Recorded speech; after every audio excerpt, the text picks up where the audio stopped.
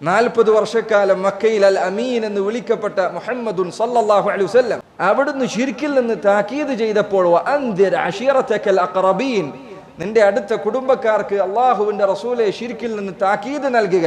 യാ അയ്യുഹൽ മുദ്ദസ്സിർ ഖും ഫഅൻദിർ വറബ്ബക ഫകബ്ബിർ വസിയാബക ഫതഹിർ വറുജ്സ ഫഹ്ജുർ എന്ന ആയത്ത് അല്ലാഹുവിന്റെ റസൂൽ സല്ലല്ലാഹു അലൈഹി വസല്ലം കേൾക്കുകയാണ്. പുതച്ചുമൂടി കിടക്കുന്നവനെ എഴുന്നേൽക്കുക, പോയി താക്കീത് നൽകുക, ശിർക്കിൽ നിന്ന് ജനങ്ങൾക്ക് താക്കീത് നൽകുക. അങ്ങനെ നബി സല്ലല്ലാഹു അലൈഹി വസല്ലം സഫാ കുന്നിന്റെ മുകളിൽ കയറി ആ ജനങ്ങളെ വിളിച്ചുകൂട്ടി അവർക്ക് ശിർക്കിൽ നിന്ന് താക്കീത് നൽകി. നിങ്ങൾ ഈ അവസ്ഥയിൽ തുടർന്നു കഴിഞ്ഞാൽ നരകം നിങ്ങളെ കാത്തിരിക്കുന്നുണ്ട് എന്ന് പറഞ്ഞു. അവിടുത്തെ എളാപ്പ അവിടുത്തോട് പറഞ്ഞു, തബ്ബൻ ലക സാഇറൽ യൗം അലിഹാദ ജമഅതന, നിനക്ക് നാശമുണ്ടാകട്ടെ, ഇതിനു വേണ്ടിയാണ് നീ ഞങ്ങളെ വിളിച്ചുകൂട്ടിയത്.